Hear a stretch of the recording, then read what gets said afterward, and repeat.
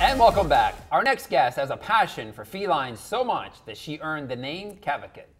That's right, Geraldo, here with us to give advice on how to keep your furry four-legged friends healthy and in shape is veterinarian Dr. Elizabeth Bales. And welcome. Hi, Thank Dr. you Bales. so much for Welcome. being here. Thank you for having me. Pleasure.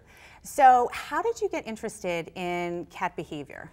So I've been a vet for almost 17 years, and as people would come to my office over the years, I really noticed that one of their #1 concerns was behavior when it wasn't going well. And in addition, so many of the most common medical conditions that we see actually have a root in misunderstanding the needs of the cat and how their behavior impacts their well-being. Wow. So why do cats need to hunt then?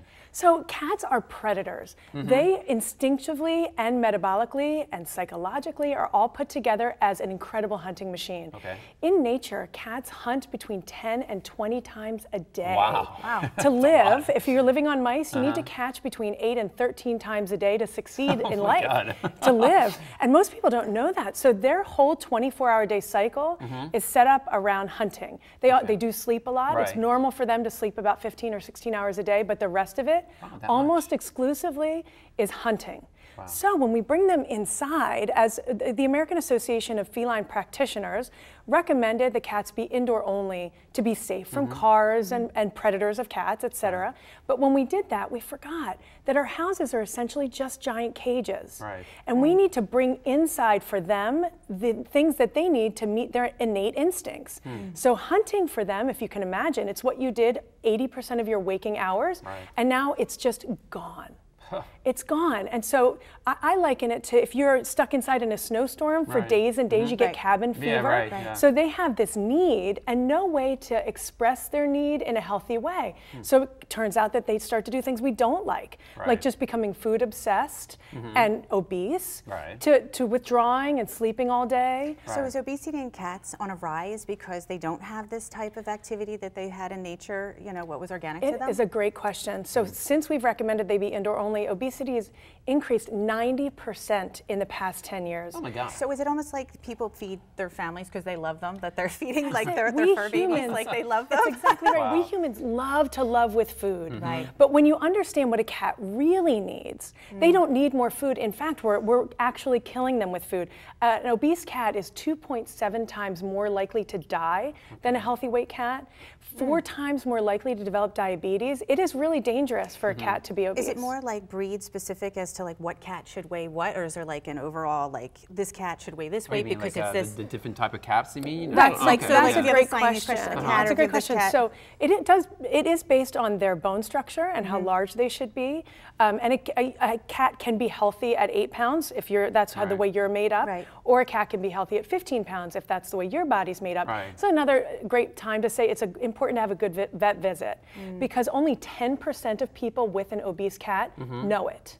We all think our cats are fine. Right? So the vet actually can do a certain set of measurements that we do with our hands. We're very trained to know, no, this cat is in fact obese, and you can't just do it based on weight. Can you feel through the organs?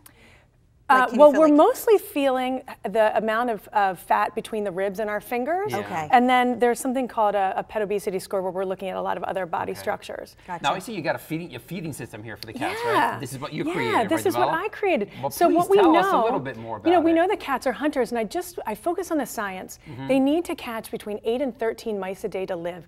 So their stomach is designed to be this big. That big, right? Because if you can eat, the edible contents of a mouse are this big, not this big.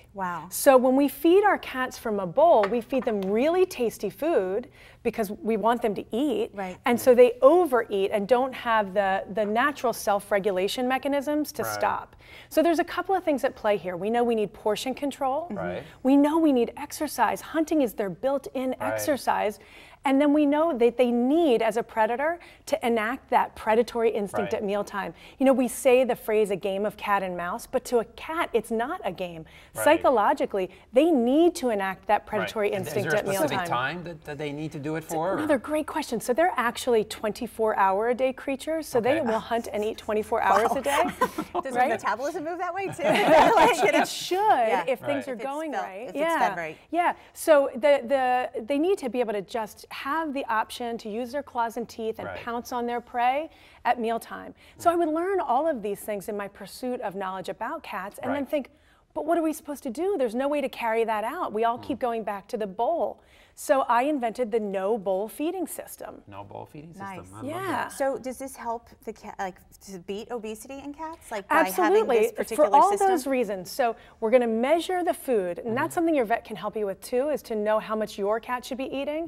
And you need to calculate treats and food. Treats have a lot more calories than a regular piece of food. So figure that into your day. Then you're going to measure it, split it between the 5 no bowls. This is a system, it's not one. So you're going to split it between the 5. There's a little procedure we train them onto it, and once they know how to use it, you hide them.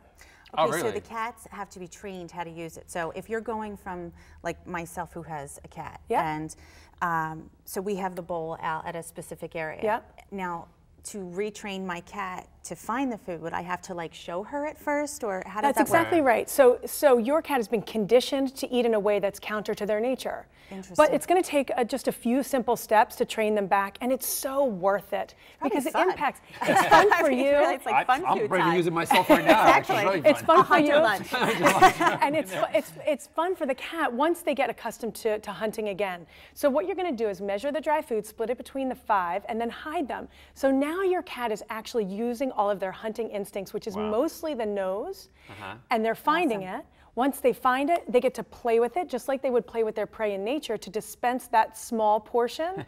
And then they eat that small portion before they either want to sleep, which is totally normal, or go hunting again. So we found a way to recreate all the natural feeding behaviors of cats with the dry food you're feeding now. Wow. Dr. Bales, this is amazing. It is. Lots of luck with this, and keep us posted, obviously. I will. Thank you so much. Thank you. All right, guys, still to come. We're already seeing the effect that the Trump administration is having on us, whether you're marketing with the recent spat between Nordstrom and Ivanka Trump. So what's next?